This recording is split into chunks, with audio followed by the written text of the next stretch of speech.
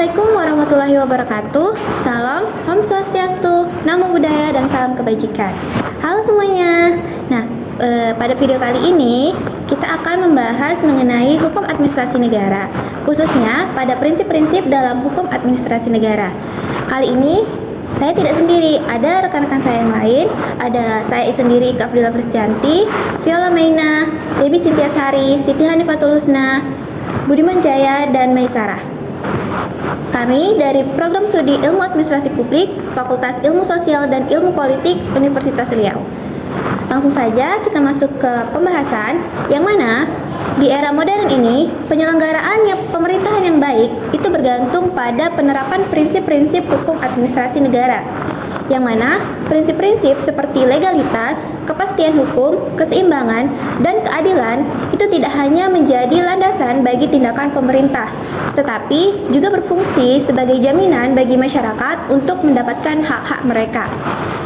Dalam konteks Indonesia, penerapan dan pemahaman prinsip-prinsip itu menjadi semakin penting karena untuk menciptakan pemerintahan yang transparan, akuntabel, dan responsif untuk memenuhi kebutuhan masyarakat.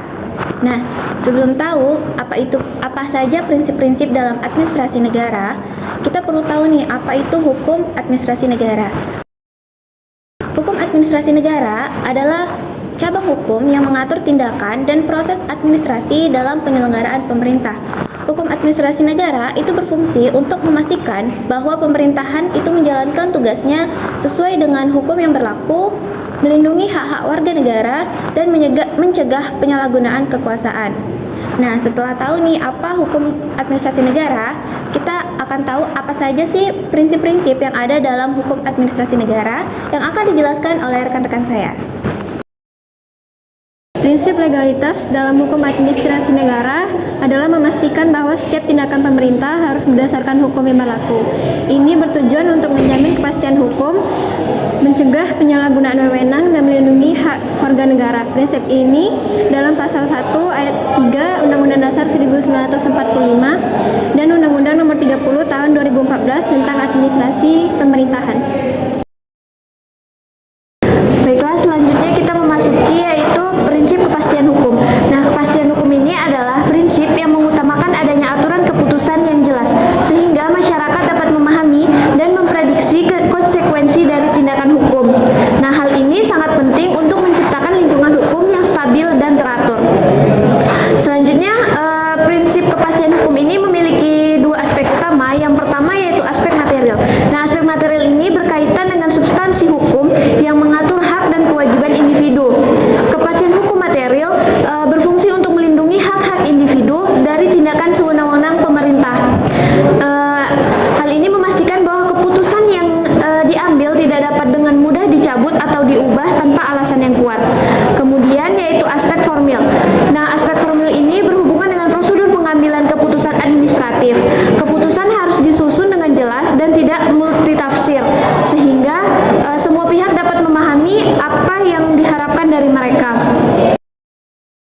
Selanjutnya yaitu ada prinsip keseimbangan. Prinsip keseimbangan merupakan prinsip yang menekankan pentingnya menjaga keseimbangan antara kepentingan umum dan hak-hak individu dalam setiap pengambilan keputusan administrasi negara.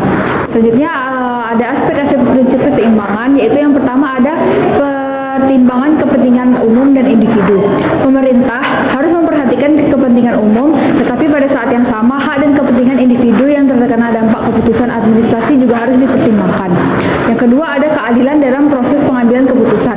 Keputusan yang diambil oleh pemerintah harus adil, yaitu memberikan perlakuan yang sama kepada semua pihak yang memiliki posisi yang sama. Yang ketiga ada proporsionalitas dalam pengambilan keputusan. Keputusan yang diambil harus proporsionalitas, artinya tindakan yang dilakukan harus sesuai dengan tujuan yang ingin dicapai serta tidak berlebihan. Dan yang terakhir ada pembatasan tindakan administrasi. Tindakan administrasi yang diambil harus sesuai dengan batas kewenangan dan pejabat negeri harus berhati-hati dalam menggunakan kewenangannya agar tidak merugikan pihak lain. Kemudian ada prinsip keadilan.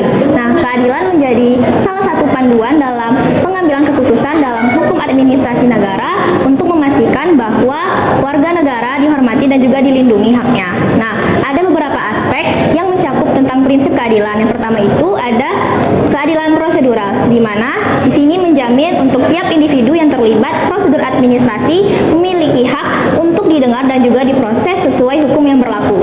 Nah, yang kedua itu ada keadilan substansional, di mana keputusan administrasi negara ini harus memberikan keadilan pada semua pihak ataupun masyarakat tanpa adanya diskriminasi. Nah, yang ketiga itu ada keadilan distribusional. Nah, pembagian manfaat dan juga beban dari adanya kebijakan publik ini harus diberikan dengan adil tanpa memandang status ekonomi dan juga sosial. Nah, yang keempat ada keadilan rehabilitatif, di mana jika ada keputusan administrasi negara yang merugikan suatu pihak, misalnya ada pihak yang haknya dilanggar, maka harus ada mekanisme untuk memperbaiki kondisi pihak tersebut seperti semula. Nah, yang terakhir ada keadilan responsif, di mana hukum administrasi negara ini perlu responsif pada kebutuhan serta tuntutan masyarakat yang berguna, di mana kebijakan tersebut harus bisa merespon segala permasalahan masyarakat. Nah, setelah prinsip-prinsip, di sini kita akan coba untuk memberikan salah satu contoh studi kasus terkait dengan prinsip-prinsip dalam hukum administrasi negara yang relevan dengan penyelenggaraan pemerintah di Indonesia. Baik, kita akan memasuki studi kasus. Studi kasus yang saya ambil itu kasus korupsi e-KTP.